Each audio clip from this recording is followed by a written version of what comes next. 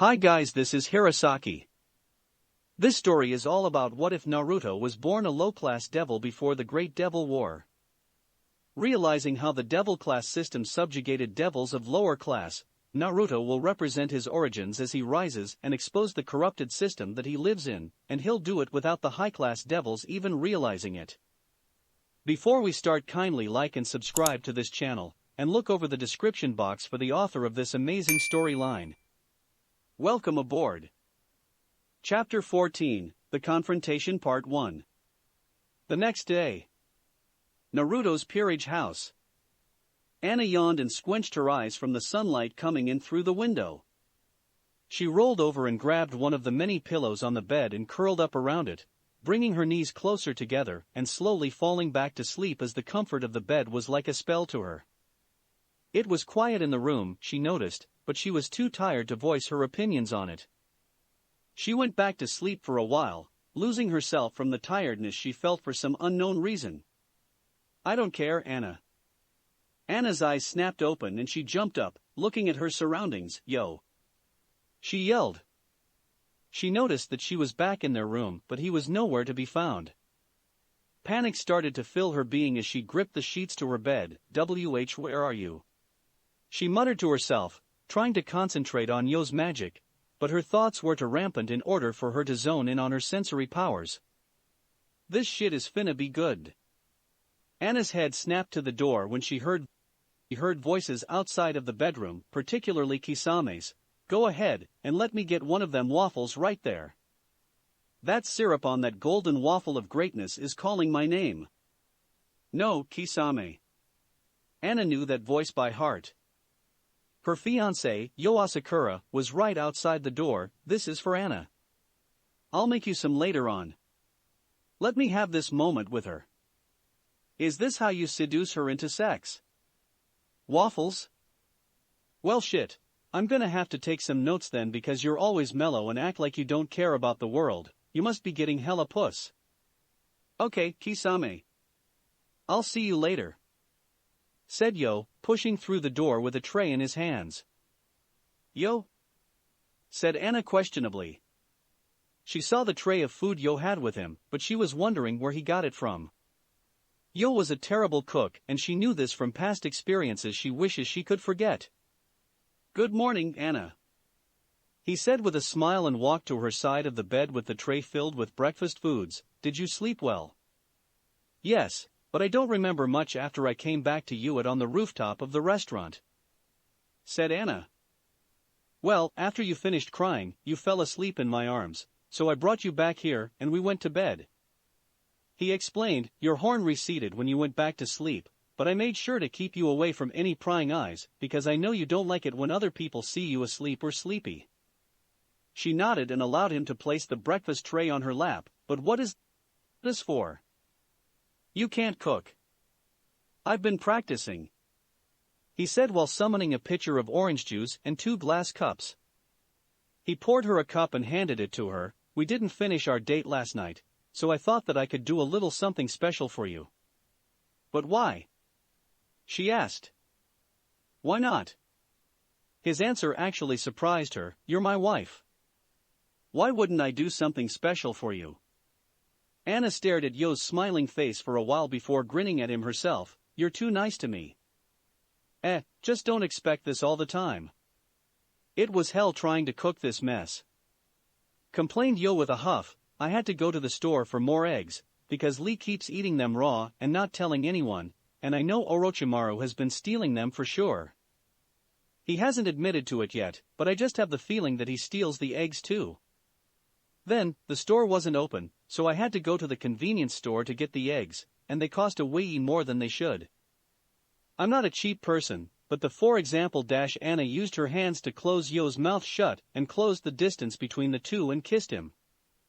It lasted for a few seconds, but Yo felt like he was in devil heaven for a few hours. He closed his eyes and turned his head sideways, allowing more room for him to capture her lips for himself. She moaned into the kiss and wrapped her arms around his neck, making sure not to shift the tray in her lap too much. Yo's hands started to make their way around her waist, bringing her closer to Something flew towards them and hit Anna on her forehead, causing her flinch back at the interruption. Both Anna and Yo's heads turned to the door to see Kisame. He had his head in between the door and doorframe, watching them while holding back a snicker. "If you need them, don't worry about it. I have more where those came from." And shut the door, running down the hallway in laughter. The two young devils looked down to see what Kisame, and they both deadpanned when they noticed that it was a condom box. "Oh," said Yo, "well, I don't feel like doing that right now. I'm too tired," said Yo, stealing one of Anna's waffles and eating it whole. Anna's eyebrow twitched in annoyance. Kitchen. Kisame entered the kitchen with no real reason.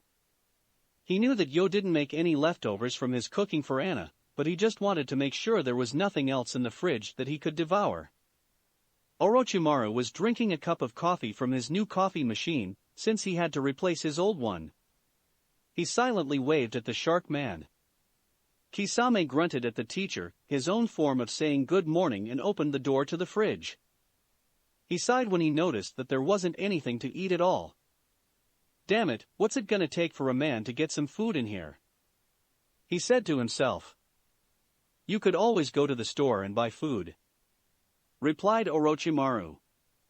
"I don't have any money though. I don't work like you do.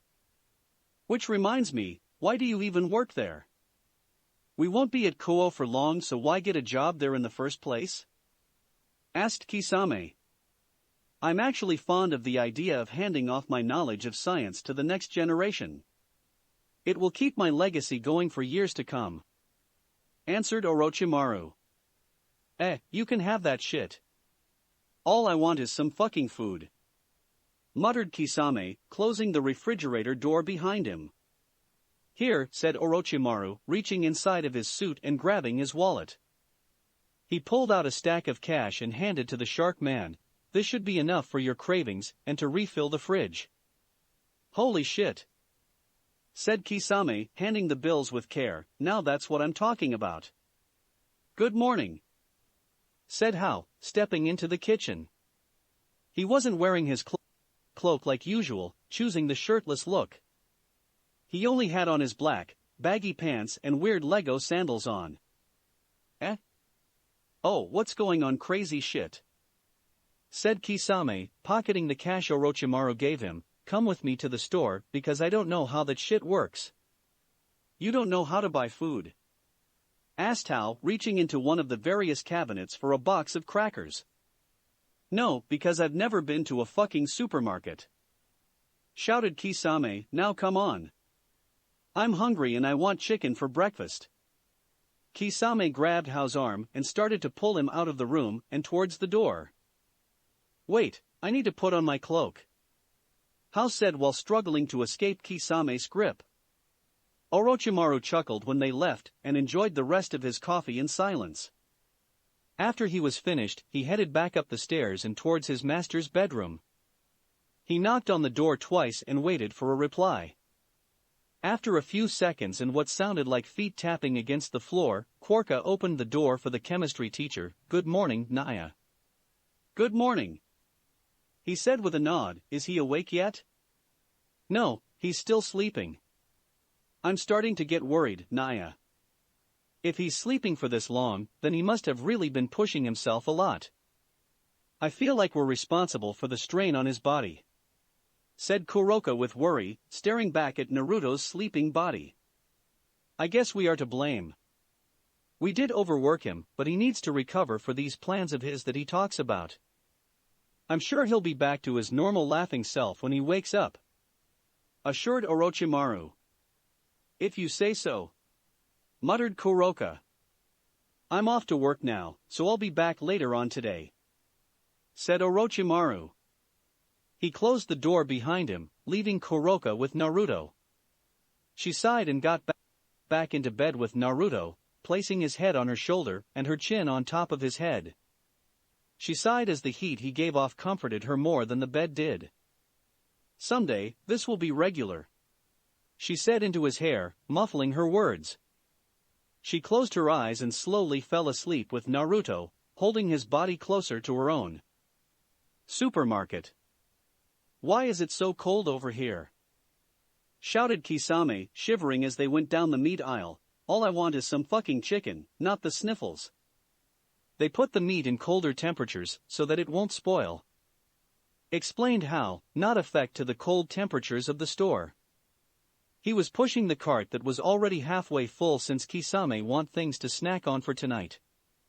It was his night with the remote to the television after all. For real. That's why the fridge is always cold. Asked the curious Kisame. Yes. Said how, honestly, talking to you is like talking with a child. I'll beat your ass like a grown man too if you keep on fucking with me. Said Kisame with a growl, throwing a few packs of chicken into the cart. How rolled his eyes but didn't comment at Kisame's jab, having a slight belief that he would do such if he kept talking. The two continued their stroll around the store, picking up random items until they finally made it to the cash register. Alright, how does this shit work? Asked Kisame. How nodded his head at the store clerk in charge of the register and started to load all their groceries, put everything on the moving belt, and the clerk will scan everything for us so we can pay for it. Okay, seems simple enough. Said Kisame and started to help Hao load everything. However, he felt the eyes of someone looking at him and instantly looked at that direction. It was an old lady looking at him weirdly. Excuses you, but why the fuck are you looking at me like that? Why you re-blue, said the elderly lady. And bitch you're old. What's new? Snapped Kisame.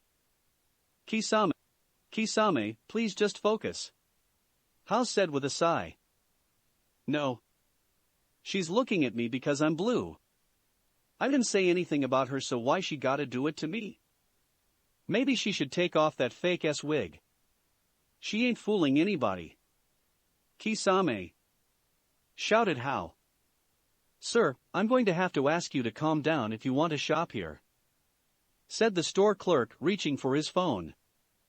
Maybe if I had better customer fucking service, we wouldn't have this problem. Yelled Kisame. You're a delinquent. That's what's wrong with this generation, said the older lady. Bitch, I'm older than you. That's what's wrong with your generation. You should be worried about where your teeth are because I can. Kisame. Shouted Hao again, catching the shark man's attention. Can we please just get out stuff and go? Stop causing a scene. Just know that I didn't start it. Muttered Kisame with a growl. Hao shook his head and started to bag up all of the groceries. After paying for it all, the two started to walk towards the exit. This place is lame. Muttered Kisame, fucking trash-ass music they're playing, shitty-ass customer service. What else can go wrong in here? Hiulu. Said a girlish voice behind Hao and Kisame. They both turned around to see a girl in a magical girl costume with long black hair tied into two pigtails. Don't I know you? She asked, pointing to Kisame with her magical stick. The atmosphere around Kisame slowly shifted. The pressure on Hao's shoulders started to grow as a heavy ki was released from the shark man. Hao looked at Kisame, wondering why he was getting angry. Are you okay? Do you know her? We need to go. Now. Said Kisame, glaring daggers at the smaller girl. But whyy? Cried out the smaller girl, I haven't seen you in so long. The last time I saw you was during the Civil War. How's life treating you? Asked the girl with a large, childish smile. Kisame, who is this? Asked Hao. Seraphol Leviathan. Hao's heart almost jumped out of his stomach. His mind instantly thought of his master, Naruto Bael, who was back at home, only miles away from here. Oh no. What's wrong? Asked Seraphol with a cute head tilt. What are you doing here in Kuo? Asked Kisame, but by his tone, he demanded an answer. I'm here to pick up some food to make for my Sotan for class observation day at Kuo. She didn't tell me about it, but I found out for myself. I'll always celebrate my Sotan. Said the cheerful Seraphol. How, let's go. Kisame turned around and made his way out of the store with Hao following him. Hey! Where are you going? We still haven't caught up yet. Cried out Seraphol, are you still with the old Satan faction? Hey! Hey! The duo made their way outside the store, got all the bags, and teleported back to the house. They had some bad news to tell everyone when they got back. Time skip, Occult Research Club. Everyone inside the main room of the ORC eyes looked towards the door when the sound of someone lightly knocking against the wooden door reverberated throughout the room.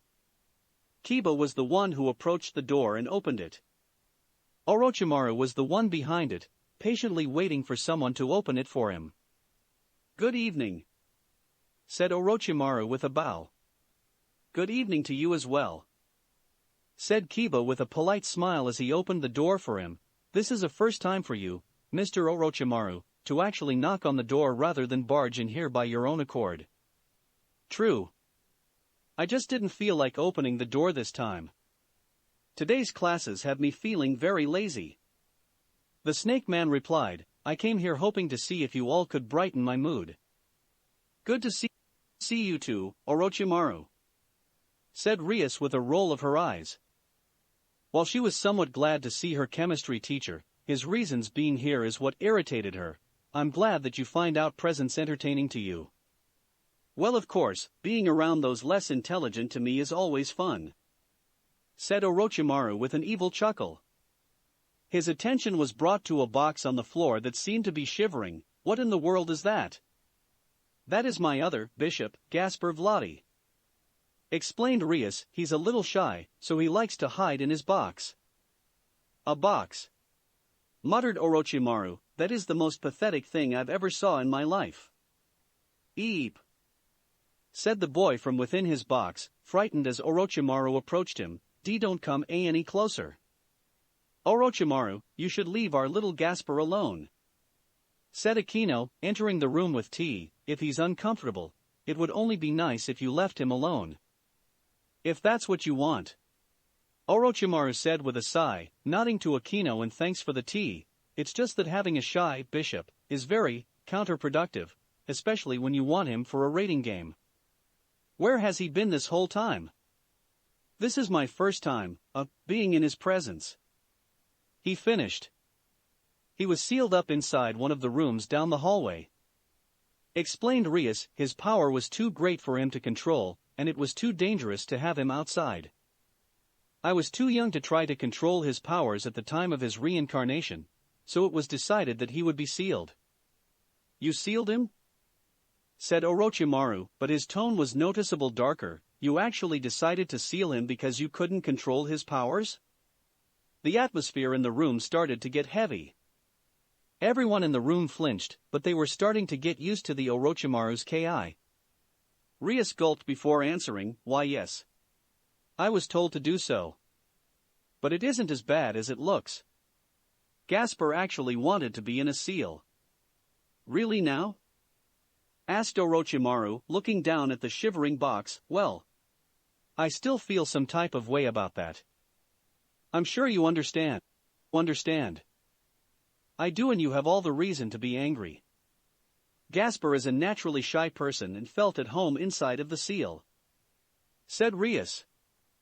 I was away from all the scary people, said Gaspar. What is his power that you speak of that was so hard to control? Asked Orochimaru. His sacred gear, Forbidden Baler View, started Rias, allows Gaspar to stop time of anything inside his field of vision. It was his lack of control and fear of everything around him that came to decision of sealing him, because he would spam his sacred gear whenever he felt threatened. Interesting, muttered Orochimaru, rubbing his chin while in thought. Seems like you're in quite the predicament here, princess. May I offer a hand in assisting the boy? Oh, of course, said Rias, a little surprised that Orochimaru would actually help her. However, her heart skipped a beat when she saw Orochimaru's menacing gleam in his eyes. A snake slowly slithered out of Orochimaru's sleeve and entered Gaspar's box. Orochimaru. No. What is this thingy? Gasper's nervous voice came from the box, silencing everything in the room. The snake hissed a few times from inside. Is this a snake? 3, 2, 1. Orochimaru counted down.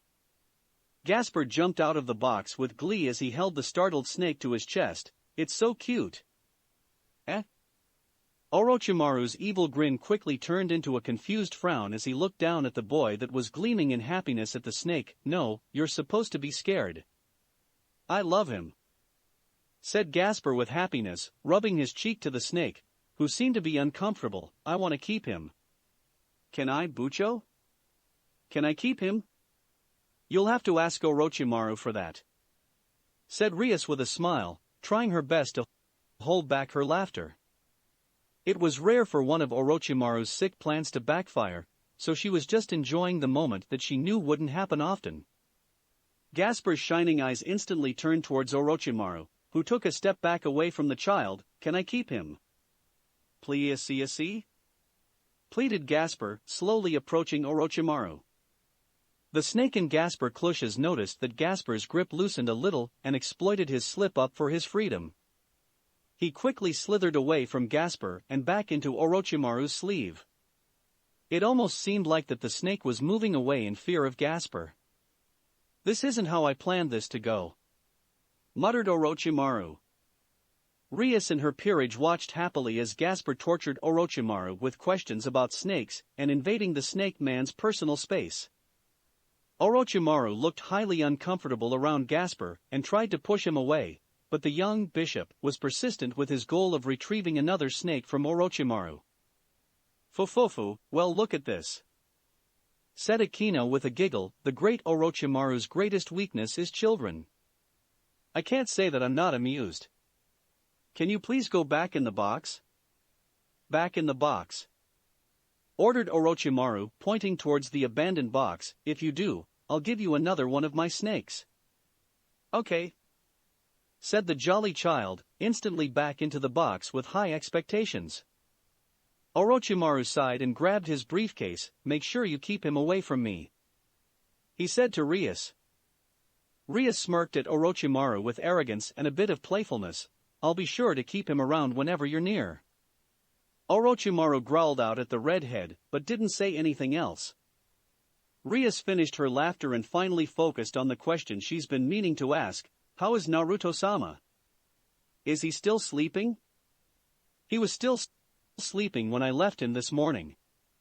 I believe that he is still sleeping now, said Orochimaru. I don't expect him to wake up anytime, but knowing Naruto-sama, he'll wake up at the right time. Like for the approaching class observation day. Orochimaru's eyes gained its usual devious look. I'm sure your parents will be there. I've always wanted to have a conversation with those people.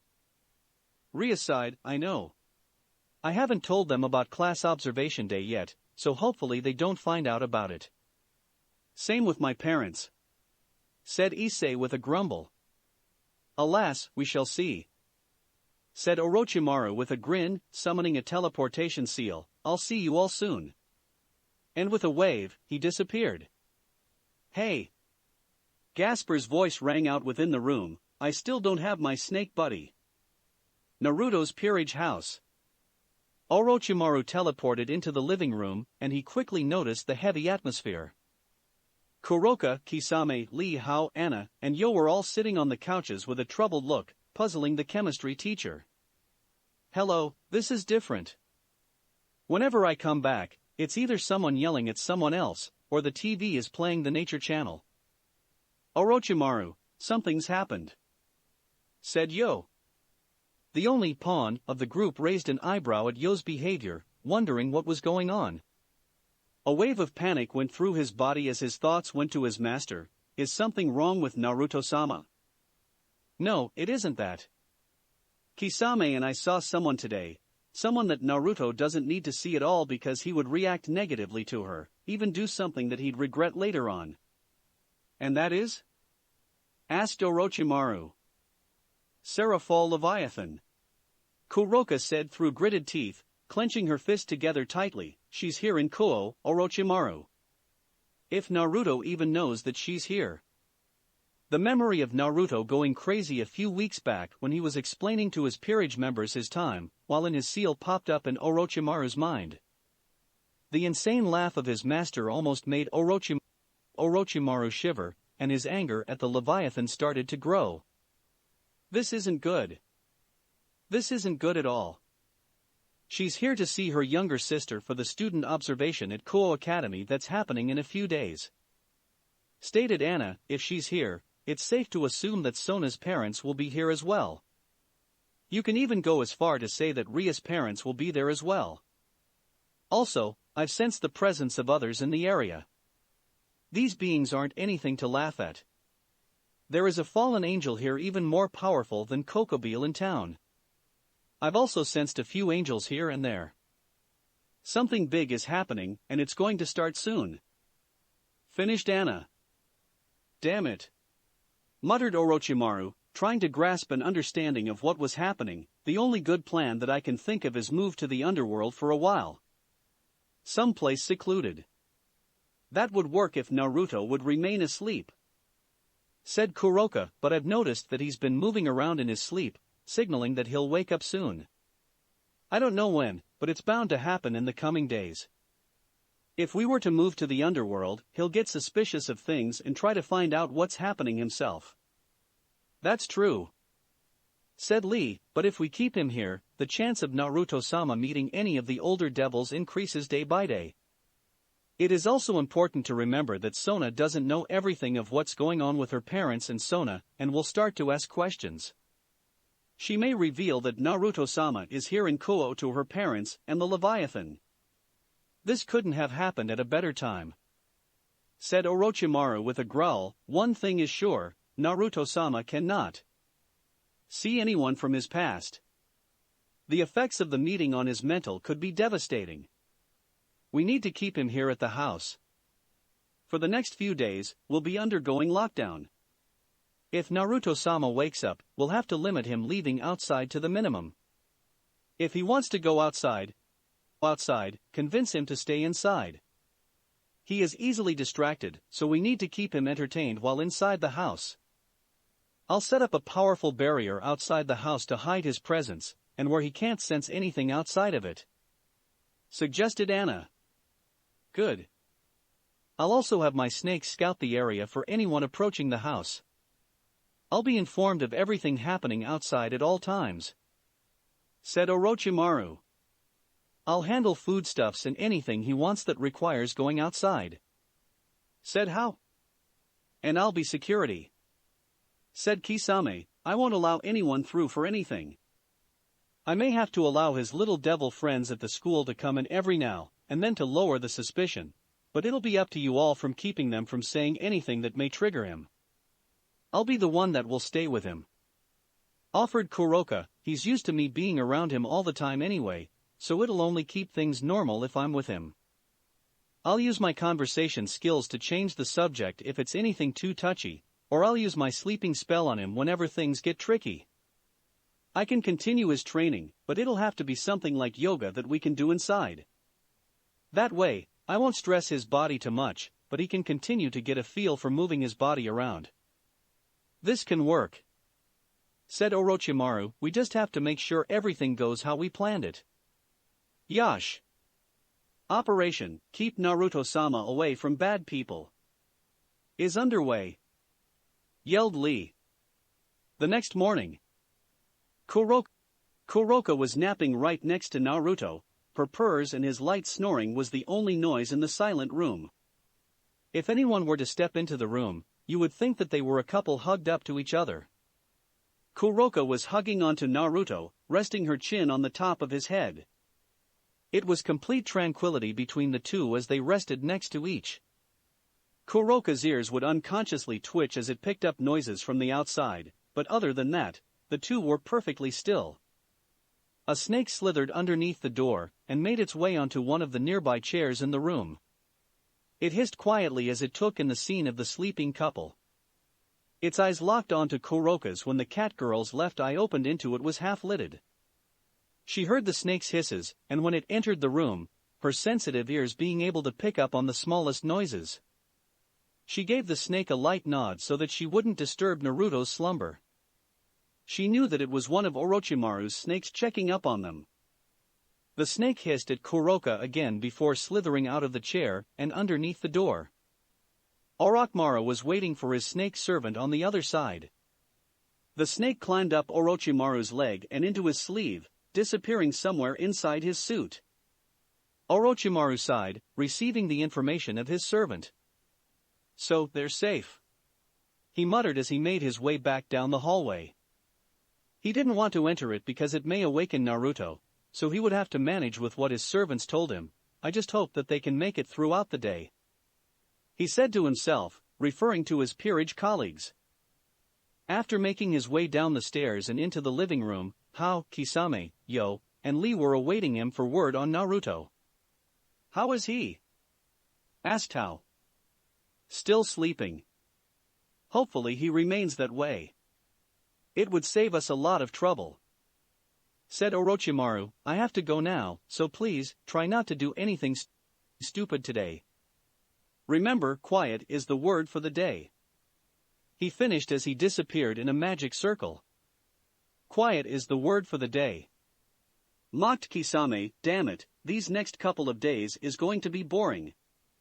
We're basically babysitting. You know how important this is, Kisame. Just live through it for now. When he wakes up, I'm sure he'll agree on the idea of leaving Kuo. Leave Kuo? Said Lee in confusion, but why? Don't we like it here? Kuo is a nice place, but it's slowly turning into a hotspot for the supernatural. Explained Hao. Ever since you came here, Lee, there has been more and more supernatural occurrences here in Kuo. We need to keep Naruto-sama away from everyone else, so he can focus on his recovery. Plus, the only reason why we came to Kuo was to work on freeing Naruto-sama from his seal and possibly recruit Issei. While we failed on recruit that pervert, our main goal in reviving our master was successful. There's nothing else for us here. I guess that's true, muttered Yo, taking in Hao's words along with Lee. I was starting to get used to this place. Kuo wasn't all that bad. It's fucking boring here. I can't wait to leave, interrupted Kisame with a huff. The only things here is little teenagers that think they're tough shit and nasty old bitches at grocery stores. Fuck Kuo, it's time for me to go back to the underworld. Which reminds me, said Hao, turning to the Shark Man. Back when we saw Sarah fall, she asked you if you were still with the old Satan faction. I didn't know that you were alive back then, Kisame. That would mean you've gone up against Naruto-sama during the war. Whoa, really? Said Yo, that's actually very interesting. Why haven't you told us this before? It wasn't any of your fucking business, that's why. Said Kisame with a growl. I mean, yeah, I'm old. So what? I'll still kill anyone in this fucking house if they get on my nerves enough. That's not what we're asking. We want to know if you knew Naruto-sama before he was in that seal. Said Hao. Kisame rolled his eyes in annoyance. Fine. Since you're grabbing my blue balls about it, yeah, I've seen the guy on the battlefield a few times. Gave me some of the best fights I could remember. I was with that shitty old Satan faction back then because fighting with them gave me a good payday. My job was to basically stall out any fight with Naruto, while the rest of the troops fought everyone else. Sometimes it would work, sometimes it didn't. All I know is that one day I said fuck it and left. I got tired. Yo frowned. There has to be more to the story than that. Well, maybe I don't fucking feel like telling you it, said Kisame, jumping out of his seat, and made his way into the kitchen. Anna was in front of the stove making a large amount of eggs. Oh, you making some for me? Yes, she muttered quietly. Ha, said Kisame, actually surprised. What do you mean you're making some breakfast for me? Who the fuck are you? You don't have to eat it, Anna said with a small glare towards the Shark Man. I just did it just because. I don't know, I think you may have poisoned it or something now that you're willingly making me food. Yo must have done something right with those rubbers I gave him. Shut the hell up. Nothing happened. muttered Anna, fighting off the small blush that tried to force its way onto her face. Mind your business. Since you're making me some food, I won't argue with you today, said the knight, as he made his way to the fridge. Let me just get my orange juice. Where the fuck is my orange juice? Upstairs in Naruto's room, Kuroka's eyes jumped open when she heard Kisame's yelling. Her first reaction was to cover Naruto's ears and prayed that they could handle the angry Kisame. Shut up! Yelled Anna. Naruto-sama is still sleeping. You'll wake him, you stupid idiot. If you're fucking yelling, then I get to fucking yell. Lee, get your ass in here and explain to me where the fuck is my orange juice. YOSH. Lee teleported into the doorway of the kitchen. I had some this morning before my daily run. It was very good and... Hao's hand covered Lee's mouth. Keep quiet, you'll wake him up. He whispered into Lee's ear with a dangerous tone. Orochimaru left alone a few minutes ago, and they were already messing up. All I know is that if I don't get some damn orange juice in the next 5 minutes, somebody is gonna get hurt. I don't care if Sleeping Beauty is up there. Yelled the angry Kisame. Hao sighed. Listen, I'll get your orange juice. Can you just remain calm while I'm gone, please? We don't need Naruto-sama to wake up, so keep quiet. Sure. Kisame said with a childish pout. Hao sighed in stress again as he teleported away to get Kisame's juice. I just don't see how you can drink 2 cartons of orange just that quick, rookie. I got that mess yesterday and it's already gone. Kuo Academy. Orochimaru was sitting at his desk, watching his students take their test. Even though he was watching them for any cheating, his mind was elsewhere. Whoever is out there, they're close. Very close. He thought mental. His snake eyes slowly landed on Rias and Akino to see if they also noticed the nearby magical presence. He was quickly annoyed when he saw that the two weren't even worried. Even Sona and Tsubaki, who were sitting not too far off from the queens of Kuo, didn't seem to be worried that much. I know that they sense them, so why aren't they reacting to it like how I am? Orochimaru grunted as he pulled out his phone and made his way through his very limited contact list until he landed on Hao's number. I'm still in class. Is everything all right? After a couple of seconds, Hao replied, things almost escalated this morning because Lee drank all of Kisame's orange juice. I had to make a trip to the store to call him down. Other than that, everything is quiet. Orochimaru quietly sighed as he thought about the shark man. He's always causing problems, but if everything is okay now, hopefully that'll last later on today. The school bell rang, signaling the students that their time was up. You are free to leave. Place your test on my desk. I'll see you all for class observation day tomorrow. The students listened to their teacher, saying a quick goodbye to Orochimaru, as they placed their test on his desk and left the room. His eyebrow rose in interest when most of the students left, but Rias, Akino, Sona, and Tsubaki remained. You all must love my class. I said you're free to leave. You've been looking at us throughout the class like you expected something from us, said Sona, pushing up her glasses. Something on your mind? Orochimaru chuckled evilly. Good Sona. Analyzing my body movements and recognizing that I'm uncomfortable. That's a good trait to have. You did seem uncomfortable today. Your eyes were constantly looking out the window a lot. Is something wrong? Asked Akino. I know you all feel that unknown energy nearby. Started Orochimaru. Whoever it is, they are strong, and I don't know why they are here.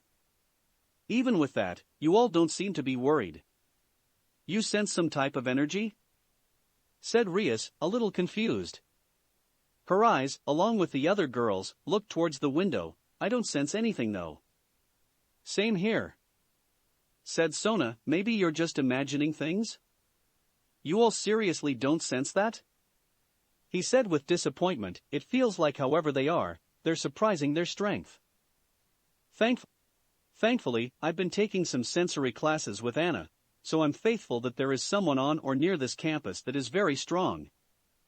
Well, Ria's eyes darted away from Orochimaru's, finding them uncomfortable to look at as she admitted her secret. It could be that guy. Who? He asked, but it was more like a demand. Issei was meeting someone in Kuo for contract work. We didn't know who he was until he revealed himself as Azazel, leader of the fallen angels. Orochimaru sighed and ran his hand through his hair in stress. You have got to be kidding me.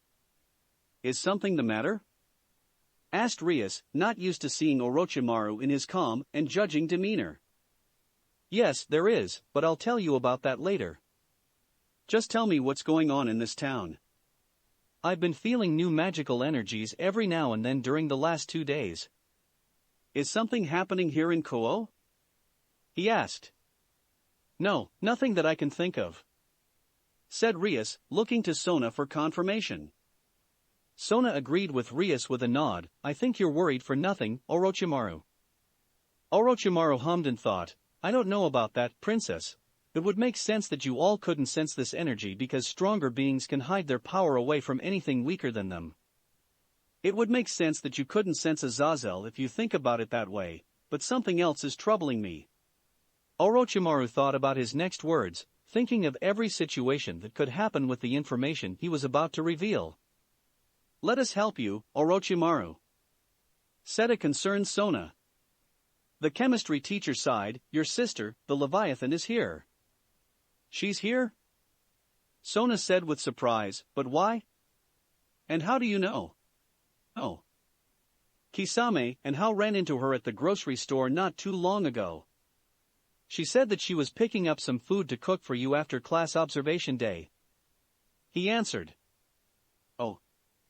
She said uneasily, even though my sister can be a little annoying childish at times, I don't see her presence here as a bad thing. One of the leaders of the underworld and another the leader of Grigori here in Kuo at the same time? No, something is going on here. He muttered, nevertheless, even if you do meet your sister, can you please keep Naruto's presence a secret for now? There's some things that need to be handled before those two could ever meet. Both Sona and Tsubaki looked highly confused. It only confused them more that both Rias and Akino both had annoyed faces while Orochimaru was talking.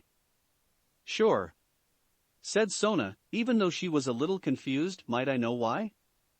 Everything will be clear soon. Just trust me on this one, answered Orochimaru. Even though I've used you once for my personal gain, I'm going to need you to follow through with this for now. I'll explain everything soon, or if you don't figure it out for yourself. We need to get to our last class, said Rias, making her way towards the door. We'll see you soon, Orochimaru. My peerage is cleaning out the pool here at school today. I plan on having a little pool party after everything is clean. You and your peerage members are more than welcome to come. I may have to take up on that offer, said Orochimaru, his thoughts on Kisame. Some of us need to get out of the house anyway. Then I see you later then, she said with a bow and exited with Akino right behind her. I'll see you soon as well, said Sona as she and Tsubaki bowed at their chemistry teacher before leaving the classroom. Orochimaru grunted as he leaned back into his chair. I don't like this feeling, not one bit. He thought mentally, I'm going to have to play this smart if we want the plan to go through smoothly. I just hope he doesn't do anything crazy with them. Time skip, Naruto's peerage house. A pool party? Said Kisame in interest. It's been a while since I've been in some water. That actually sounds pretty nice. After school was done, Orochimaru headed home after the stressful day. He made sure to pay attention to who he assumed Azazel's energy just in case he did something funny. However, he couldn't sense him anymore now that he was back at the house. Anna's barrier around the house was too strong, and his sensory abilities were too weak for him to focus in on his energy. He was basically blind while in the house, but it was something he had to deal with in order to protect Naruto. His next goal was to make sure that the house remained quiet, but that was next to impossible with Kisame in the house. Well, they invited us if you wanted to go. I'll remain here with Naruto-sama, said Orochimaru. Sounds nice, but I can't go by myself. That'll make me look lame. Kisame rubbed his chin before an idea popped up in his head. Rookie. Come here. Lee quickly appeared right next to Kisame. Yosh. Rock Lee is here. Can you two please be quiet? Growled out Orochimaru. It's like you don't care that Master is sleeping right now. Whoops. Whispered Lee sadly. Kisame ignored Orochimaru, but he did lower his voice. Come with me to the pool party the little red-head girl is having. I forgot the nickname I gave her, so we'll just refer to her as Little Red for now. You mean Rias? That means Issei is going to be there. I must go inform Yo. Lee darted up the stairs like a speeding bullet, his after-image fading behind him. Are we sure that he's a rook? Asked Kisame. Maybe he's a knight, because there is no way that a rook can be that fast. Rook, Rock Lee. Rook Lee. That actually works. Laughed Kisame, because he's a rook and he's a rookie. It only helps that rook and rock kinda rhyme. How amazing. Said Orochimaru with a sweat drop. Just make sure you don't do anything crazy that will attract attention to yourselves. There are other supernatural beings here in Kuo. And if shit gets funky, I'll handle it. Said Kisame, reaching for Samehade. Will be good. Time skip, Kuo Academy pool. You're doing great, Kaneko. Said Issei. Kaneko nodded at him and continued to paddle in the water. The Occult Research Club finished cleaning out the old pool, and was spending the rest of the day off in the water. Rias and Aquino were sitting on beach chairs, watching Issei with an animalistic hunger as they burnt the image of Issei's chiseled chest into their mind. Asia was swimming in her own little section near Kiba, who was sitting on the side of the pool with his feet in the water. He was smiling happily as he read his book and drank from a bottle of sparkling water. Zenobia wasn't anywhere to be seen, but nobody noticed her absence. Do you want to take a break? He asked her once they made it to the other side of the pool.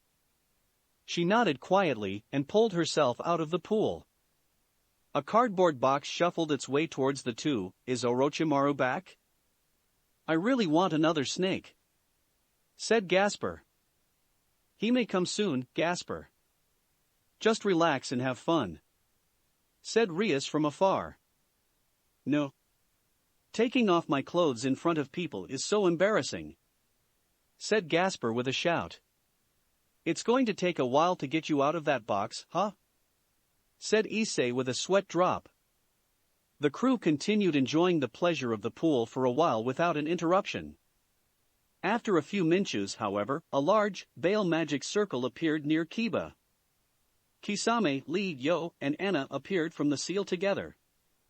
Kisame was wearing purple swim trunks, and had a blue beach ball under his arm. Anna was in her usual short blue skirt while Yo, still in his black pants, discarded his top for a black muscle shirt. The group finished with Lee only wearing an orange Speedo. Yosh. Let's swim. Shouted the green beast as he jumped into the pool. Announced. What was it that I just saw? Shouted Issei, flushing water into his eyes and banging his head on the pool side, trying his hardest to get the image of Lee's thing out of his mind. Disgusting. Muttered Kaneko, who also saw the large indent in Lee's Speedo. Fufufu, seems like Lee came for a good time. Laughed out Aquino with a certain tone which made Ria shiver. Water. Finally. Yelled Kisame as he jumped into the water. The large amount of water that splashed out of the pool landed all over Kiba and his book. Kiba frowned as he held up his soap book. Sorry about that.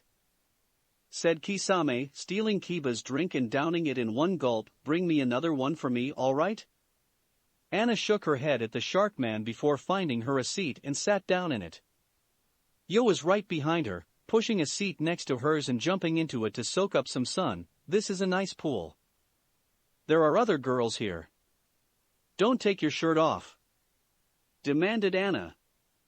Yo laughed. You know that they're not paying attention to me. They're all about Issei. he said quickly before the approaching Rias and Issei could hear him. I'm glad you all could come out today. Said Rias, I'm sorry for what happened here 2 days ago. It's just that I didn't know who else to call. She said with a bow. It's okay, Rias. Said Yo with a lazy wave, this is your territory that we're living on, so just consider it as rent for the month. You're paying for out next date. Said Anna with a blank stare at the Gremory heiress before putting on her sunglasses and leaning back into her chair. Of course. I'll be sure to make amends for your sacrifice. Said Rias. What I didn't know was how awesome Anna was. Said Issei with excitement. Excitement, you're amazing. Anna shot a sideways glance at Issei before turning away from them, thanks. She muttered silently. Fuck. Yelled Kisame, this water feels great. I haven't been in a body of water like this in a long time. YOSH. This pool is excellent for training. Yelled Lee as he swam from one end of the pool to the next at amazing speeds, I can really feel my muscle getting stronger. Lee swam around and around the water, forming a small whirlpool in the middle of pool. Asia got out just in time, but Kisame was too busy floating in the water in happiness. It was only until he was next to the whirlpool before he noticed anything. Kisame's body was caught into the whirlpool and couldn't move because Lee was still swimming. Lee. Stop it, damn it. He said as his body was twirled around. Of course, the beast didn't hear Kisame's cries as he continued to swim. Everyone's sweat dropped at the scene and felt a little bad for the shark man. We should have killed him back when we had the chance. Muttered Kaneko, thinking back to her battle with Lee so long ago. It feels like everything is back to normal for once. Said Issei with a smile, nothing can mess things up now. Naruto's peerage house. Kuroka, for the first time of the day, wasn't with Naruto. She was hungry and she had to go to the bathroom, so she took a quick break away from her, King, so she could tend to her own needs. Hao and Orochimaru was the only people in the room, but Orochimaru was in his room doing whatever crazed scientist did. Kuroka was in the kitchen getting a snack, while Hao was in the living room watching a documentary. Hao's head turned toward the cat girl as she entered the living room with a tuna sandwich in hand. This is the first time I've seen you today, Kuroka. Are you doing well? I'm fine, Naya. Have any dreams about killing Naruto lately? She asked with a frown. She didn't like Hao at all. Even though Naruto seemed to be over Hao's attempt at his death, Kuroka wasn't. She didn't have any respect for the boy, but she didn't want to say anything around the others because it may add tension on the group. Still can't trust me? Well, I'm not mad at you for how you feel, isn't it getting a little old? He asked with a small grin. I don't care what you think is old or not, she said with a hiss, you tried to kill Naruto, and I will always remember that. If that's what makes you sleep at night. He said with a roll of his eyes as he turned his attention back to the TV, just know that I don't plan on trying to kill him ever again. I've learned my lesson. Just make sure you don't do anything stupid. She growled out, I'll be watching you. Like I said, whatever helps you sleep at night. He said with a wave. Kuroka childishly huffed and made her way up the stairs, headed back to Naruto's room. She stuffed her tuna sandwich into her stomach before she made it to his door. She perked up when she noticed that Orochimaru was at Naruto's door as well, probably to check up on him. Hi Snakey, Naya. Good evening. Said Orochimaru with a yawn, an action unlike him. I just finished an amazing medicine that I have to give to a certain someone, and I thought I should come up here and check on you too. I was confused at first when I knocked and I didn't hear anything, but I guess you had to take care of some personal business since you've been in there all day. Right, Naya. I got hungry and had to go poop. She said with a giggle. Orochimaru rolled his eyes at the younger girl, you're such a child. He said while opening the door to Naruto's room, even though you have a younger sister, she acts more mature than you do. She needs to be more loose, Naya. Said Kuroka with a pout, she's always quiet when I spy on her. Where's Naruto? Orochimaru looked at Naruto's bed and his heart skipped a beat. Naruto was gone. Holy shit. He muttered, how did he get out? I don't think he got out, said Kuroka, her ears twitching to a sound in the closet. She walked to the closet door and opened it slowly, revealing Naruto curled up in his covers sleeping with his head on a pillow he took with him. Kuroka sighed at the scene as she knelt down to Naruto's level. Naruto, are you awake? She asked. Naruto's eyes twitched a little before opening slowly. His first sight was the worried faces of Kuroka and Orochimaru, my protege. Orochimaru? What are you two doing here? Checking up on you. The Nekisha said softly, why are you in here again? I told you that you need to sleep in your bed, not the floor. Because I feel comfortable in here. He answered honestly, saddening his queen even more. I didn't hear anything loud in the house. Is everything okay? Yes, Naruto-sama, everything is under control. Kisame, Lee, Anna, and you went to a pool party that Rias was having at the school. Oh, that sounds nice. He said with a yawn, I'm still tired. I may just go back to sleep. Take your time, said Kuroka as she helped him off the ground. He wasn't wincing when he was walking to the bed, which was a good sign of his recovery, but it was also a sign to Kuroka that he would want to leave his bed soon, which is what worried her the most. Why can't I sense anything outside of the house? Asked Naruto, a bit confused as he looked up at the rooftop. I feel so blinded. It's because we sensed some evil presences in town, and we didn't want them to know you were here. Orochimaru quickly lied, plus, you were resting, and we didn't want anyone to come here and make a commotion. Your rest is what is most important right now. That makes sense, he. He weakly laughed. He laid his head back with the help of Kuroka and closed his eyes on content. I'll be asleep for a while again. I feel better, a lot better actually, but I still want to find Gabriel. She could possibly quicken the process of my recovery. Kuroka frowned again, but she didn't have any input into the matter. Orochimaru, however, did. Who is Gabriel, Naruto-sama? You've never spoken about this person before. Gabriel is an angel, a seraph in fact, said Naruto with a smile, shocking Orochimaru at the information. I haven't seen her a long time. You mean to tell me that you know one of the most powerful angels alive? Asked Orochimaru. She's a sweet person, he. Laughed their leader. Maybe we can heal you with Phoenix tears? Kuroka butted into the conversation. Their healing capabilities are unmatched. Phoenix tears are strong, but they can't heal things like blood loss and organ loss. My body isn't injured, it's just weak. The Phoenix tears wouldn't help me much here, said Naruto with a yawn. Well, do you know where to find Gabriel, Naruto-sama? Asked Orochimaru. No, I don't. She likes to travel a lot, so I wouldn't know where she is. Even if she was in heaven, I couldn't inside of there now, huh? He said with a laugh. I'm sure she'll pop up sometime soon. She does that a lot. Even here? In Kuo. Dragged Orochimaru, his eyes widening as if he came to a realization. You okay, Orochimaru? Kuroka asked. Yes, said Orochimaru, shaking his head. I just had a realization, but it's nothing important.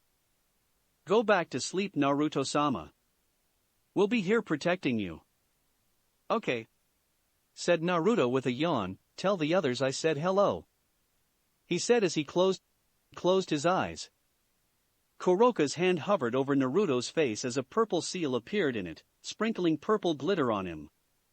He inhaled it and instantly fell into a deep sleep. Orochimaru looked to Kuroka when he heard Naruto's patterned breaths. Is there something we need to talk about? No, Naya, she said while curling up next to Naruto. I just don't like that bitch. Old school house.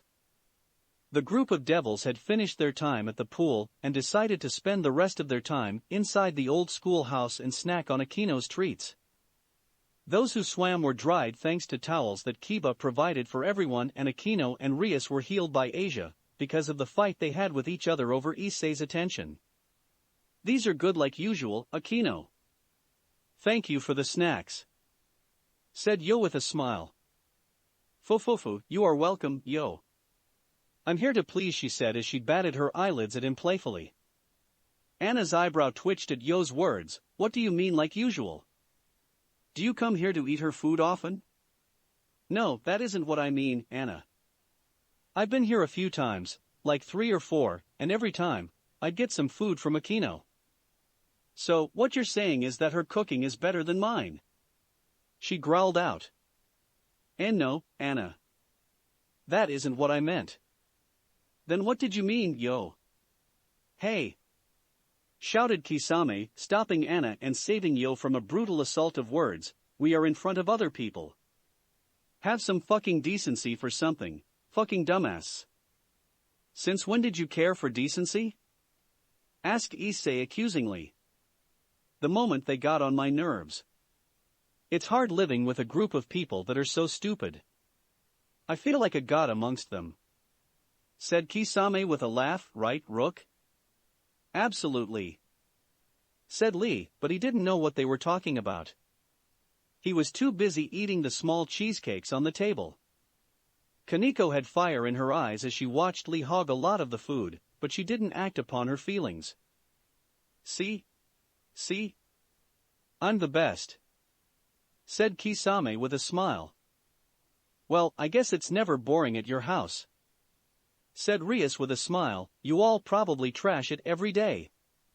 True, but that's what makes life fun. Said Yo with a sigh, I bet you Hao is at home watching some documentary right now. He seems to like those things. Said Lee, I want to watch one with him one day. How is the situation with Hao? Asked Kiba with interest. Is everything okay with him? He's okay, it's just that everyone hasn't accepted him fully yet. Said Yo with another sigh. Fuck him. Said Kisame, I don't care about that fire-farting dumbass. All I need him for is to buy me groceries. I still don't like him. Said Anna. YOSH. Mr. Hao is a pretty cool person.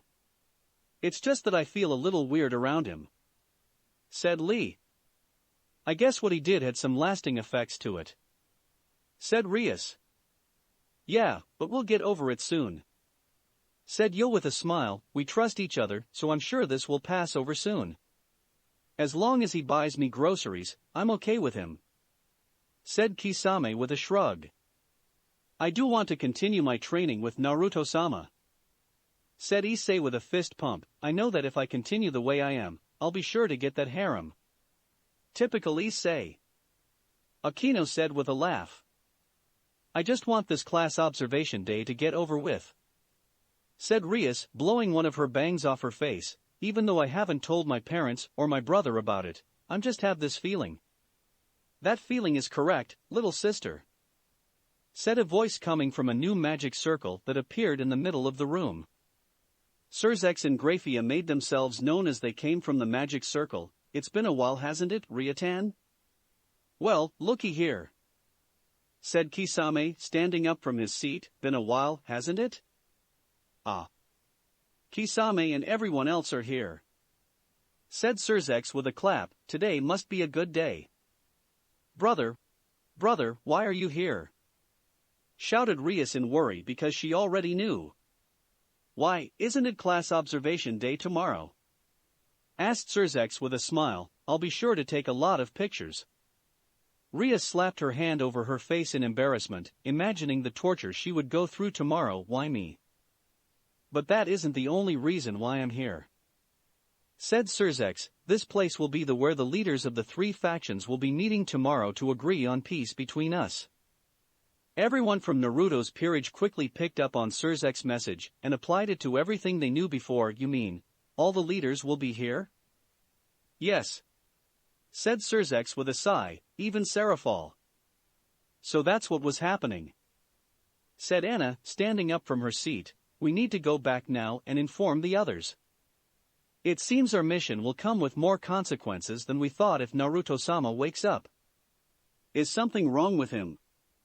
Asked Surzex with concern. He's been sleeping for a couple of days to recover his strength. Explained Anna, we've been keeping security around the clock for him because we sensed a lot of different beings in town. Kisame and Hao actually met the Leviathan at a grocery store not too long ago, and it put us on edge. If Naruto-sama were to wake up and find out that she was here. That is a scary thought, and I wanted to invite the person that defeated Kokobeel not too long ago. I assumed that it was someone a part of his peerage. Said Surzex. That would be me. Said Anna with her usual monotone voice. Really? I'm sad that I missed it. I've always wanted to see a shaman fight. Said Surzex. No matter what you wanted, we need to leave. Said Anna. Understandable. Keeping you, King, safe and ignorant of everything going on tomorrow is more important for you all than this meeting. I'll check up on you all soon. Said the Satan. See you guys later. Said the excited Lee as he waved at the group. Issei, we should hang out soon like we used to. Sure thing. Said Issei with a smile as he waved back at the training beast. I have a feeling Hao has the TV right now. Said Kisame with a growl as they disappeared into the magic seal Anna made for them. This is going to be a stressful couple of days. I can already feel it. Said Surzex with a sigh. Ria-sama, does Sona know of Naruto-sama's revival? Asked Graphia, speaking for the first time. She does. Answered the Gremory heiress, that may cause some complications, because she's been picking up on certain signals whenever Leviathan-sama is mentioned. She's really questioning if there is something else is amiss. You mean that Naruto-sama hasn't told Sona about what happened between him and Seraphol? Asked Graphia. He hasn't. He only refers to Seraphol as a good friend during the war stories he would tell Sona. Answered Rias. Why would he do something like that? Muttered Surzex, rubbing his chin in thought, I don't like this. I don't like this one bit. He's planning something. Is it something bad? I've been a victim to his peerage members' manipulation, so it wouldn't surprise me if it was true. Said Rias. It may be something bad, but it isn't like it won't be justified. A lot of wrong was done at Naruto. It wouldn't surprise me if he held a lot of resentment for a lot of devils out there, even our own parents who are coming. Said Surzex. Mother and father are coming? Asked Rias. I know our father is, but I'm not sure about our mother. He said with doubt, but even then, I'm sure you have a lot of things you'd like to ask him. Absolutely. Yelled Issei, surprising everyone, why was he okay with Naruto-sama being sealed? Whoever helped out should be charged or something. Something. I'm angry at father, but I'm also sacred. Said Rias, I know that this scandal will break out to the public soon. People are interested in the king, less peerage, and now that Naruto-sama is free, I'm sure he'll want to have another raiding game to reveal himself to the underworld. It'll raise question about where he was, and that's when he'll cause uproar in the underworld similar to how there was one because of Ravel Phoenix being saved. Seems you've thought this through. Said Surzex, I've also thought something similar to that. While I do feel sorry for Naruto, it seems like apologizes are beneath him. It's like this is his way of getting revenge to those that wronged him. Do you think that's why he's getting closer to Sona? Asked Akino, just so he could spite Seraphol? That's possible. It almost sounds like it's the real reason why he's helping her train. Said Surzex, the best way to attack the Citri clan is to aim for their heiress. Lord and Lady Citri are going to be devastated if Sona turns on them. Damn, Naruto-sama is like an evil boss. Muttered Issei, but what would do that long-term? Long-term effects? Probably cause a larger distrust between the low-class and high-class devils. Naruto, during his time at war, was basically the mascot of the low-class devils. He was strong just like a high-class devil, but remained a low-class devil because he knew what he meant to his people. Said Surzex. The low-class devils will probably demand rights that high-class devils are entitled to. Said Graphia. Is that a problem? Asked Kiba with a rare frown. Shouldn't it be like that? I wish it was, but it isn't, Kiba. Said Surzex. While we defeated the old Satan faction, we still hold true to some of the traditions of old. High-class devils are just born better to most people. Low-class devils are primed from birth to believe that as well. Middle-class devils are at an awkward in-between position, since they have relations on both sides. So, what's stopping the high-class devils from accepting that traditions should change? Asked Issei. Nothing but their pride. He answered, it's just in their blood. Seems like some things need some changing. Muttered Kaneko into her cookie. Gasper was silently listening from his box, but he made sure he is safe distance away from Surzex and Graphia. I know what you all are thinking. Said Surzex with a sigh, since you all are low-class devils, this movement affects you as well. I want to let you know that I'm working on a way to make things better. But how can you do that? Asked Issei. Even if you do make some new law or some shit, it won't matter if the big guys still think the same. There are devils out there going through some fucked up shit, and it's treated like it's normal. I know. Said Surzex with a sigh. These last few weeks made me realize a lot of things going on in the underworld, stuff I've tried to ignore for a long time, but I've learned my lesson, and this is my main focus for now on. Thanks. Issei said, but he sounded like wasn't fully convinced yet. Kaneko, Akino and Kiba held similar faces, while Zenobia seemed neutral. She hasn't been a devil for long, but it was interesting to her how the state of the underworld was at the moment. Well, to end things on a light note, I'd like to know the place of where my sister lives. Said Surzex with a clap. Aren't you staying with Issei? Yes. Ria said awkwardly. Then let's go. I'd like to see the Hyuta residence. Naruto's peerage house. Kisame, Anna, Yo, and Lee returned to their house not too long ago and demanded that everyone else come to the living room for another meeting. Kuroka, even though she didn't want to, had to detach herself from Naruto's side for a while in order to hear what they had to say. Orochimaru and Hao was already in the living waiting for her.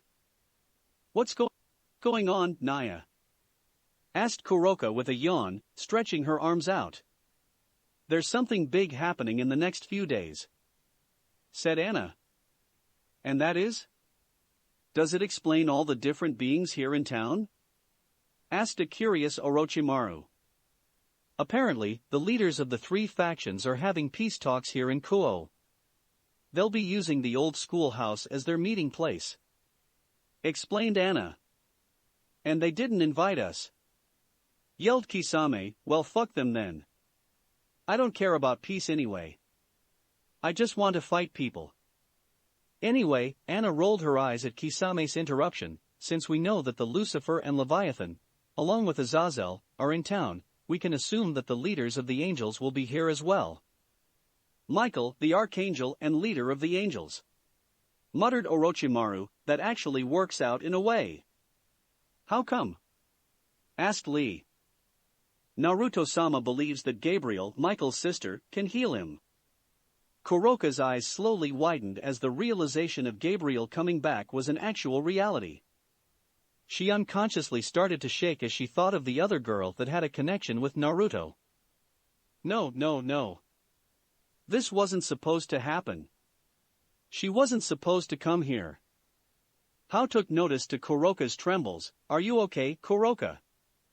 Hearing her name, Kuroka quickly gained back control over her body. I am, Naya. She said with an obvious fake smile. Okay, yai. Dragged out Kisame. What the hell is wrong with you now? It's nothing. She said with an eye roll, leaning her weight on one leg while prompting her hand on her hip. So what do we do now? I say we stick with the same plan. Said Orochimaru, staring at Kuroka for a while before focusing back on the group. So no more pool parties. The only reason why I let you all leave was so that you wouldn't be making all that noise here. Naruto-sama woke up while you were away, but he went back to sleep. That means we have to be even more discreet. Alright, so no leaving the house," said Lee, "and I'll be sure not to make a lot of noise as well." "Good. I guess that's all then. You can continue with whatever you were doing," said Orochimaru, headed towards the kitchen for a cup of coffee. Everyone other than Kuroka focus went to the documentary that Hao was watching. "How the fuck can you watch all this depressing shit?" said Kisame, being wary of his volume. "All these people are dead. What's so great about them?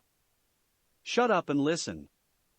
I'm sick and tired of watching unintelligent sharks eating fish," said Hao.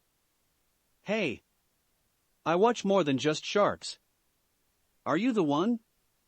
On MTV is very entertaining," answered Kisame. Meanwhile, Kuroka was still standing, biting her lip in thought. She was pacing back and forth while having a mental clash within herself. Everyone in the living room looked at her weirdly, but they assumed that she wouldn't even tell them even if they asked, so they let her ramble to herself. Kuroka seemed to come to a decision and made her way to the kitchen where Orochimaru was waiting for his coffee. "I thought that you would come seek me," the snake man said with his raspy voice. "You seem distracted. Is it because Gabriel is closer than you first thought?" "That's some of it, Naya," she whispered, her cat ears deflating on top of her head. "You do know that if she can heal her, I will try to get in contact with her, regardless of your feelings to the situation," he said while pouring him a cup of coffee. "We all know of your feelings towards him." I know, she said quietly. "Even though I don't like it, it's for the best. He has to recover soon so he can continue whatever he has planned, Naya. I'm glad you came to that decision. It's very mature of you," said Orochimaru. "However, I do want to hear the other thing that's troubling you." "Well," Kuroka gripped the sides of her kimono and looked down to the floor as she spoke, "tomorrow is class observation day." Mom, said Orochimaru, sipping his coffee. "And Chiron goes to Kuo Academy.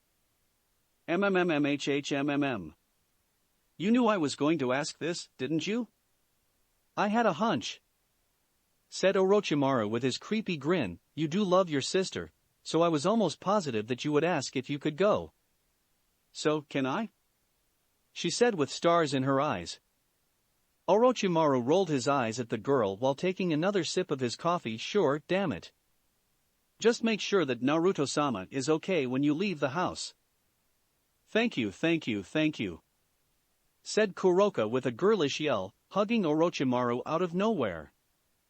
Orochimaru choked on his coffee when Kuroka's hug turned into a death grip. It was only worse that he was highly uncomfortable with the close contact. "What's up with kids hugging me lately?" the snake man cried out mentally.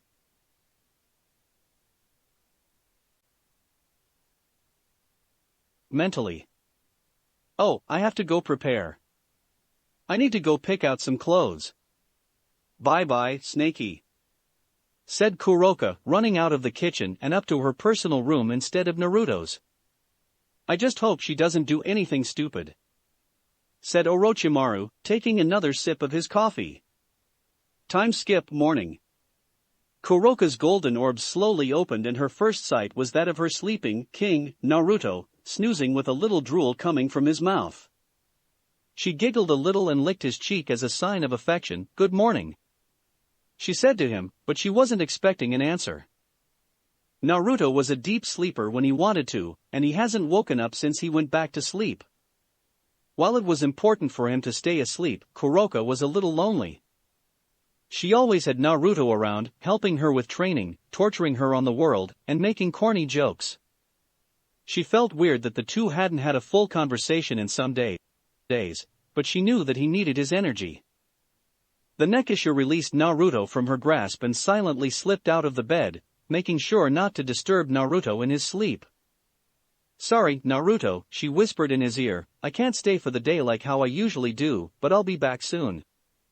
She finished with a kiss to his cheek, and made her way out of the room into her own room where she had her outfit for the day already laid out for her.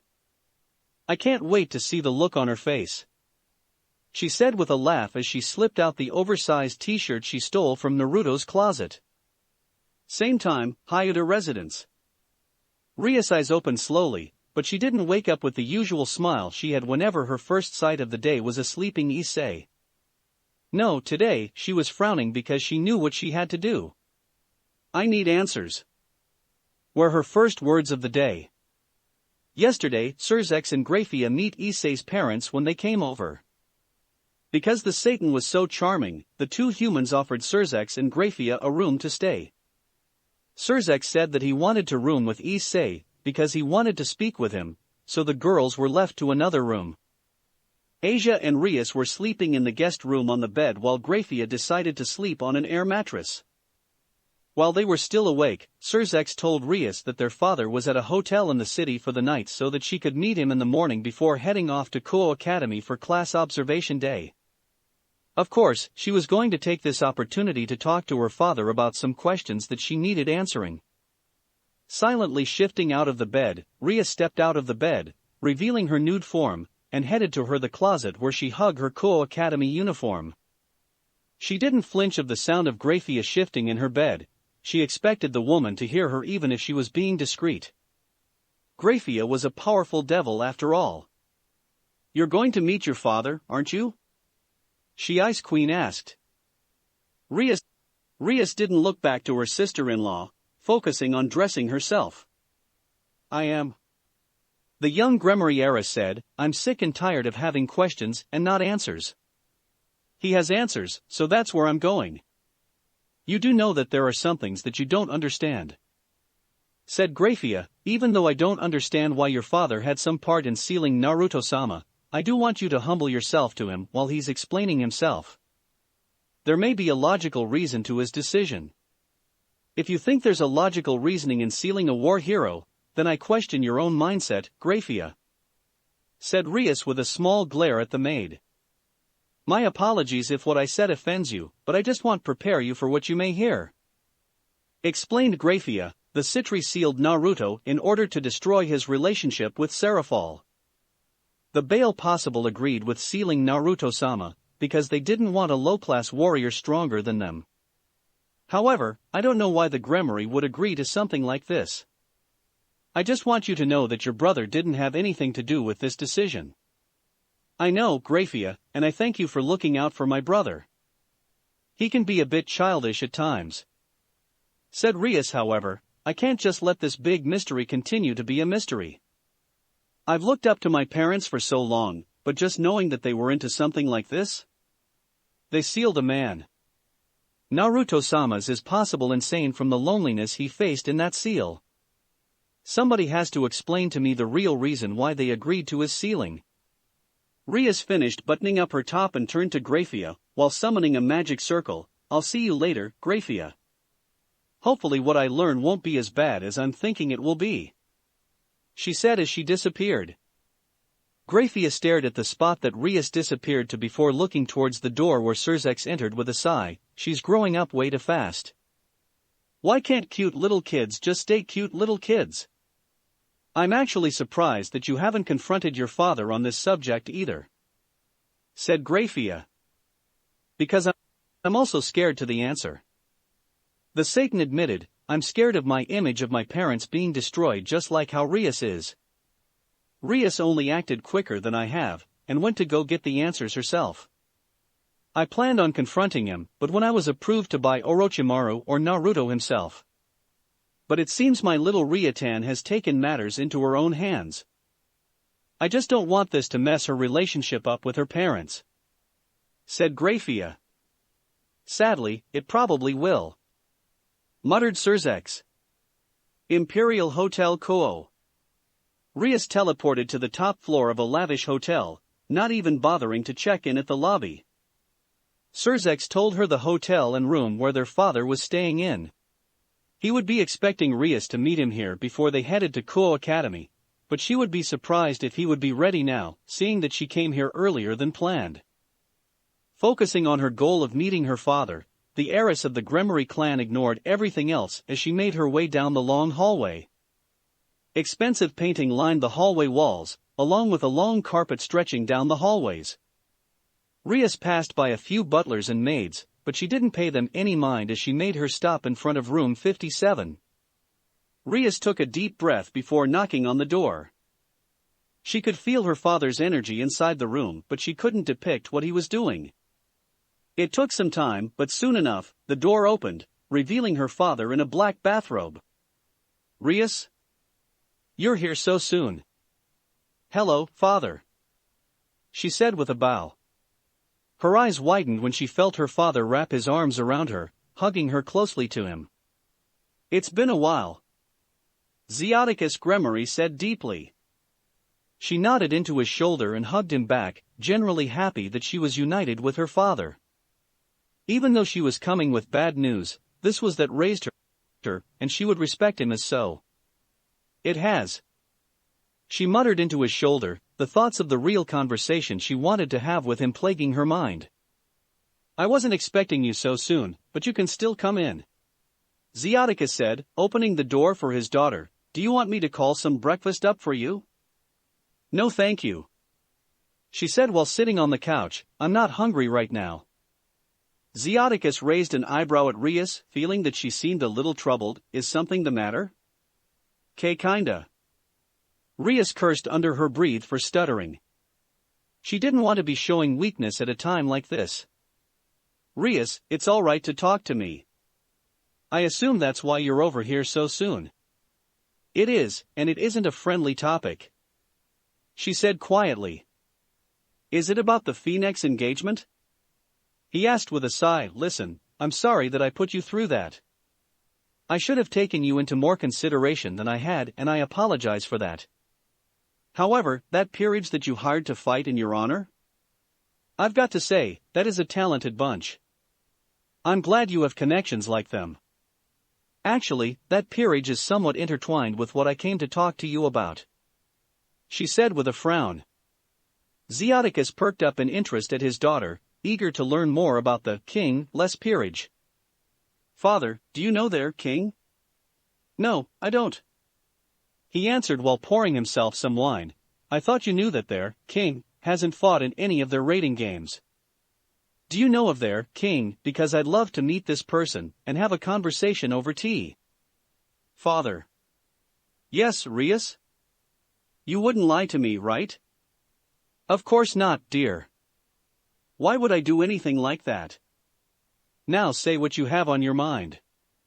I hate seeing my little girl so troubled about something. Rias, is everything okay?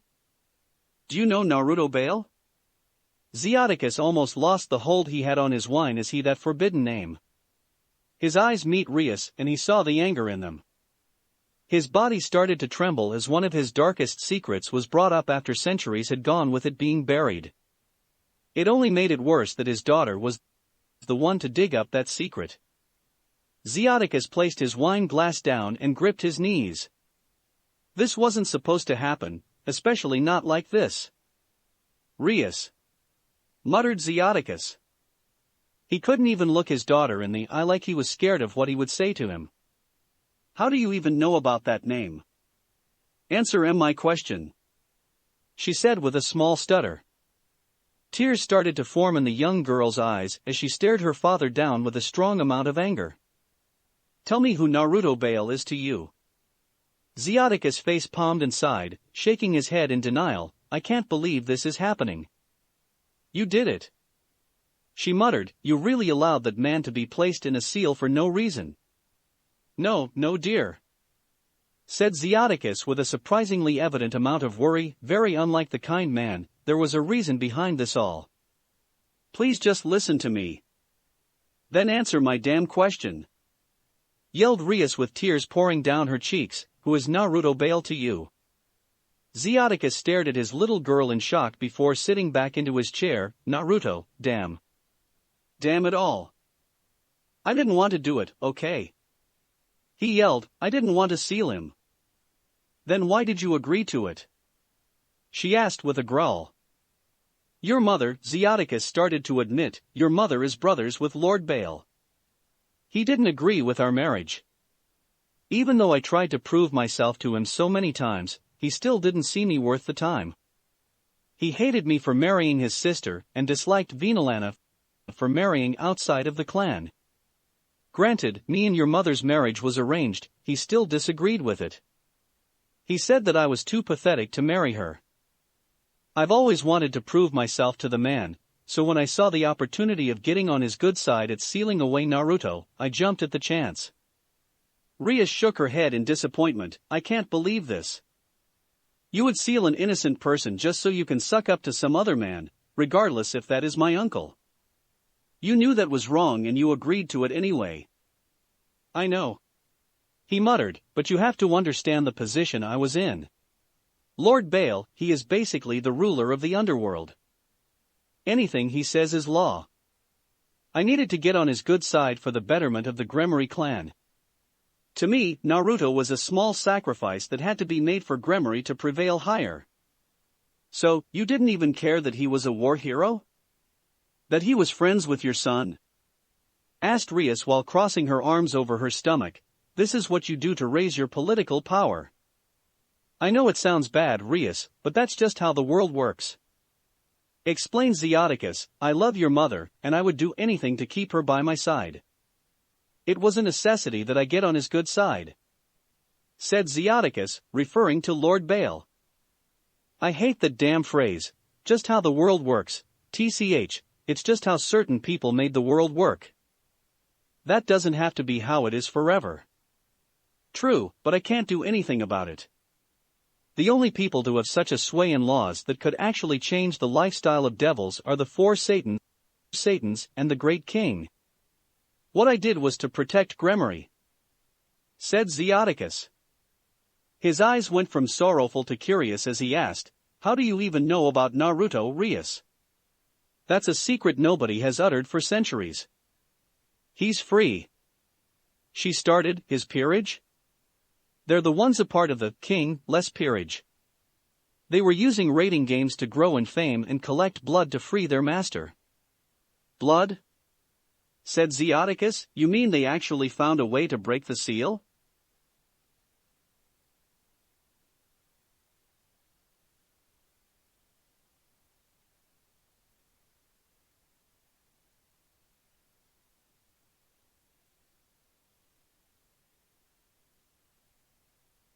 Yes, by using the blood from high-class devils a part of the same clan as those who made the seal is the only way to break it, or so Naruto-sama says. The devils involved with the sealing were Gremory, Bael, and Citri.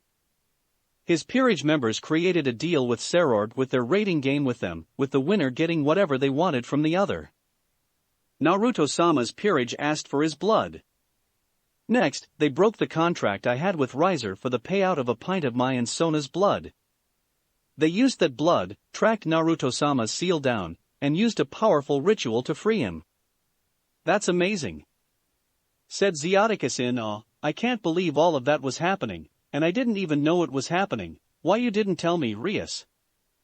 It doesn't matter why I didn't tell you. She shouted. Naruto-sama came out of that seal insane because of the loneliness he faced inside of it. He came out of it crippled because the seal deteriorates his body over time. Do you think I'd tell the person that helped seal him what was happening? So you knew all along? He asked. No, I only found out about 2 or 3 weeks ago. She answered, it's been a secret that I've been denying because I knew that my parents were better than this. The Gremory are known for treating its servants with love and care, but knowing that there are underhanded things like this going on within the clan, it makes me look at it different. It makes me look at my parents differently. Zeoticus sighed, I know you're disappointed, but you have to understand the position I was put in. I don't care. She answered quickly with a dark tone, surprising him. All this time I've had this image of my parents as the people I wanted to be like when I grew up. I held you both on this high pedestal. I thrived to be like you too. But now that pedestal I had you two on?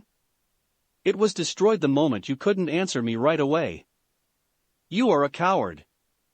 You could have done something different, I don't know what, but you should have. Your sucking up to some higher authority caused a man his mind. Do you understand that Naruto-sama is borderline insane now? No, I didn't know that, Rias. I'm sorry that your image of me and your mother is gone, but please. I don't want you hating us for this. I did this for us, even if you weren't born yet. That sealing had to happen. There was no other way, Rias. It was either that or lose your mother. Yelled Zeoticus. I can't even look at you the same. The heiress said with disgust, you're evil. You, the Bael, and especially Lord and Lady Citri. They sealed a man, father. You sealed a man. Serafal-sama and Naruto wasn't hurting anybody. The fact that he was sealed is just the most stupid thing to me because she became a Satan, so it didn't matter anymore if Naruto-sama was dating her because her ties to the Citri clan were cut. But you all don't see that. You all saw a low-class devil that was stronger than a lot of high-class devils, and thought he was threat. You sealed him away so you could deal with him later. Hell, were you all even going to free him? Were you going to keep him locked up? Rias. I don't know what was going to happen to him. I honestly forgot about it all. No matter what you think about me, I did what I did for our clan. That's it. Because of what I did, my marriage is protected because Lord Bael is okay with me now, and was able to have you. I have 2 perfect children, and if I had to do it again, I would. He stated, it's just how Don't you fucking finish that sentence. She yelled at her father, her magic pouring from her body. I fucking hate that phrases. It's so stupid to me. Naruto-sama always said that to me, but I think I finally get it. When he says it, it's because he was suppressed all his life by high-class devils. But when you say it, you look so damn hypocritical to me because you're one of the ones supporting that messed up ideology. It's just how the world works. If that's what you tell yourself at night when you go to sleep to help you swallow and forget the sins you've committed against your own people, then I can't look up to you anymore. Rias. Zeoticus reached out to his daughter, but walked away from him, making her way to the door. You'll always be my father. She stated with her back turned to him. I can't say that I hate you. It's because of you and my mother that helped me get this far, but Naruto-sama has helped me realize why change will never happen unless somebody does something different. I was lucky to be born into my family, but I can never look at you and mother the same. That will never change. I guess I deserve that. Muttered Zeoticus, standing up as well, at least you don't hate me. I couldn't ask for more after this roller coaster of a conversation. You can come to class observation day if you want, said Rias, but don't expect me to be all smiles. I'll be ignoring you all day. I don't care if you call my name out. I won't be responding to you for a while now. I need time to think. And I'll give you all the time in the world, said Zeoticus with a small smile. However, that smile quickly turned into a frown. But Rias, I must ask you this. It seems by the way you're referring to Naruto as Sama means that you have a great deal of respect for him. How can I not? She asked, he's still standing after everything he's been through. My respect for him is more than I have for most people now. Understandable, but listen to this, how do you know that he isn't using you? Zeoticus asked with all seriousness in his voice. If I remember correctly, Naruto Bael was strong as he was charismatic. He could convince an angel to become a devil if he had enough time. How do you know that he isn't using you for his own agenda? Rias was quiet for a while, seemingly debating her answer. After a few seconds of thought, she answered, if he is, I don't care. She said, her words surprising her father, even if he was using it wouldn't even matter because I know that he plans on doing something big. I don't know if you've noticed it, but don't you think that what happened with Revel Phoenix seemed odd to you? If you know Naruto-sama, then you know that he didn't accept his promotion to become a high-class devil because he knew what he meant to his people.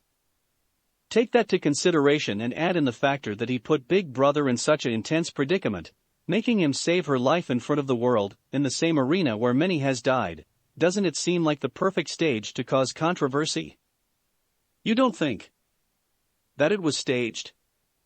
It's a hunch of mine, but if it was real, I understand why he did it. Said Rias, I'm young and I have a lot to learn, but I'm not ignorant. Not any longer. As of now, I can have my own outlook on life. If I don't live up to the heiress of Gremory like everyone else is anticipating me to be, then oh well. Things change, that's just how the world works. Rias. Goodbye. And the girl disappeared from the room, leaving her guilt-ridden father alone for some time. Time skip, Kuo Academy. Can someone answer me this math problem? Asked the teacher in front of the class. Oh. Chiron can. Pick Chiron. Go ahead, sister. Show them that you're intelligent, Naya. Kaniko's eyebrow twitched in annoyance as she heard the voice of her older sister, once again, yelling at her to answer her teacher's question. The small girl looked towards the back of the classroom to see Kuroka, suited in a white blouse tucked into a black shirt while wearing black high heels, waving at her with a camera that was constantly flashing.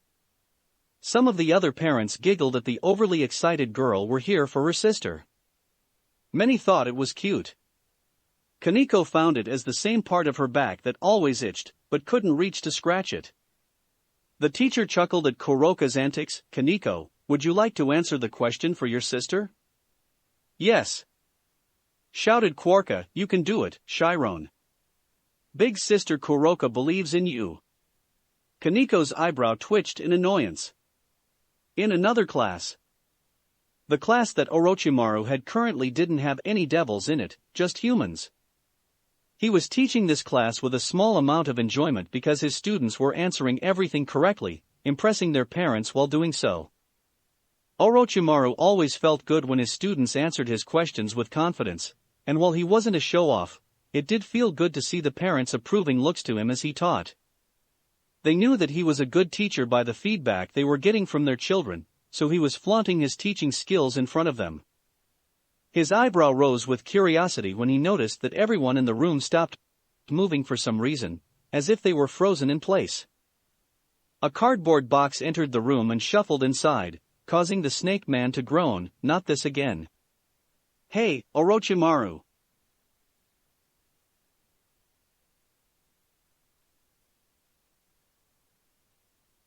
"Do you have another one of those snake thingies?" asked an excited Gasper, poking his head out of his box.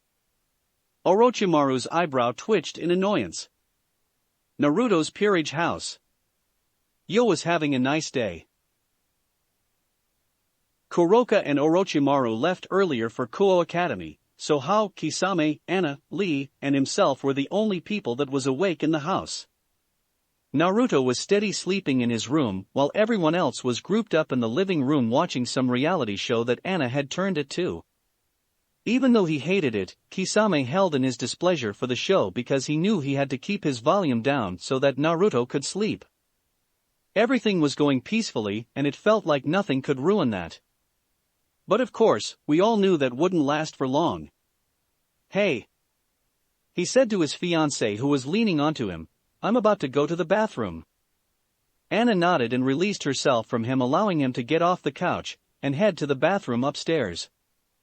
He sighed as he released his waist, feeling like he was losing a ton of weight. "Thank goodness I could hold it in for so long. I didn't want to disturb Anna, she seemed to be enjoying that show," he said to himself. After pissing, checking his phone, and washing his hands, Yo entered the hallway with a smile on his face that was satisfying. He said with a stretch. While stretching, the sight of Naruto's room caught his eye. "Might as well," said Yo, headed towards his master's room. He silently opened the door and yawned. It smells like outside in here," he whispered to himself as he opened his eyes. His heart dropped once he noticed the empty bed and the open window. Yo double-checked the room, checking the bathroom, closet, under the bed, and even pulled the covers back just in case Naruto just rolled himself into a bundle. But sadly, where the fuck is he? Naruto was long gone. Kuo, City District. Naruto, in his wheelchair, was slowly making his way down the sidewalk with a smile. He was wearing black sweatpants and an orange shirt, and there was a jar of pickles in his lap. It was the same pickle jar that Saraward left him a few days earlier. I hope Orochimaru hasn't had his lunch break yet, said Naruto with a smile as he continued to wheel himself down the sidewalk. I really want to eat these with him, he. Naruto's destination? Kuo Academy. That's it for this reading. Hit like and subscribe for a free ticket pass going to the different worlds of anime fanfictions. Looking forward to having you on board again.